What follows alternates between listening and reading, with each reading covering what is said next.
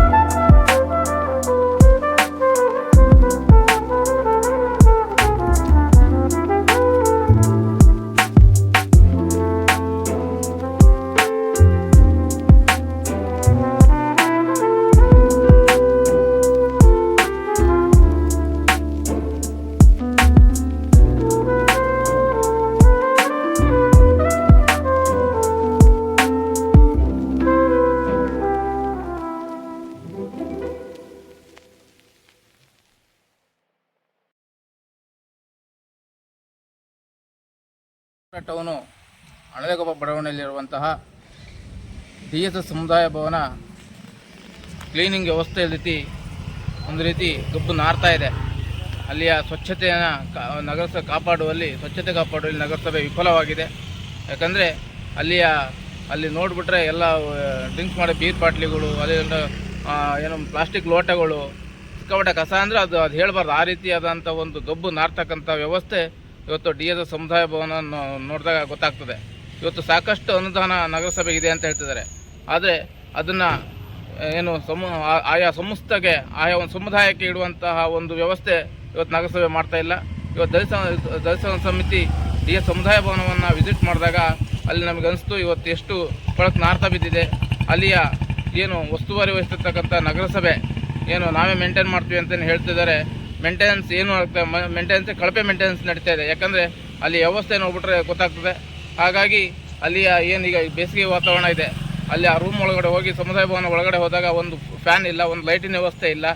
ಮೇಲ್ಗಡೆ ಇರ್ತಕ್ಕಂಥ ರೂಮಿಗಂತೂ ಅಲ್ಲಿ ಲೈಟಿಂಗ್ ವ್ಯವಸ್ಥೆನೇ ಇಲ್ಲ. ವೈರಿಂಗ್ ಆಗಿದೆ ಬಿಟ್ಟರೆ ಬಾಕಿ ಯಾವುದೇ ಒಂದು ವ್ಯವಸ್ಥೆಯೂ ಆಗಿಲ್ಲ. ಹಾಗಾಗಿ ತಕ್ಷಣ ನಗರಸಭೆ ಎಚ್ಚೆತ್ತುಕೊಂಡು ಈ ಒಂದು ಸಮುದಾಯ ಭವನವನ್ನು ಶುಚಿಗೊಳಿಸುವಲ್ಲಿ ಏನೇನು ದುರಸ್ತಿಗಳು ಕಾರ್ಯಕ್ರಮ ನಡೀಬೇಕು, ಆಗ ಏನು ಆ ಬಿಲ್ಡಿಂಗಲ್ಲಿ ಏನೇನು ದುರಸ್ತಿ ಕಾರ್ಯ ಆಗಬೇಕೋ ತಕ್ಷಣವೇ ಮಾಡಬೇಕು ಅಂತ ಹೇಳಿ ದಲಿತ ಸಮಿತಿ ಮಾನ್ಯ ಆಯುಕ್ತರಲ್ಲಿ ಆಗ್ರಹವನ್ನು ಪಡಿಸ್ತದೆ. ಹಾಗಾಗಿ ಆ ಕ್ಲೀನಿಂಗ್ ವ್ಯವಸ್ಥೆನೂ ಅಷ್ಟೇ, ಒಂದು ನೀರಿನ ವ್ಯವಸ್ಥೆ ಇಲ್ಲ, ಶೌಚ ದುರಸ್ತಿ ಕಾರ್ಯಗಳು ನಡೀಬೇಕು. ತತ್ಕ್ಷಣವೇ ಈ ಒಂದು ದುರಸ್ತಿ ಕಾರ್ಯಗಳು ಕೈಗೆತ್ತಿಕೊಳ್ಬೇಕು ಸಾಗರ ನಗರಸಭೆ. ಒಮ್ಮೆ ಇದರಲ್ಲಿ ಮೀನಾಮೇಷ ಮಾಡಿ ವಿಳಂಬ ನೀತಿಯನ್ನು ಅನುಸರಿಸಿದರೆ ಕರ್ನಾಟಕ ದಲಿತ ಸಂಘರ್ಷ ಸಮಿತಿ ಸಾಗರ ನಗರಸಭೆ ಎದುರು ಉಗ್ರವಾದ ಪ್ರತಿಭಟನೆಯನ್ನು ಹಮ್ಮಿಕೊಳ್ಳಬೇಕಾಗುತ್ತೆ ಅನ್ನೋ ಮಾತನ್ನು ಕೂಡ ಈ ಎಚ್ಚರಿಕೆ ಗಂಟೆಯನ್ನು ಕೊಡ್ತಾ ಇದ್ದೇನೆ ಮನೆ ಬಂಧುಗಳೇ. ಹಾಗಾಗಿ ತಕ್ಷಣ ನಗರಸಭೆ ಇದರ ಬಗ್ಗೆ ಎಚ್ಚೆತ್ತಬೇಕು ಅಂತ ಹೇಳಿ ಮಾತನ್ನು ಹೇಳ್ತಾ ಇದ್ದೇನೆ.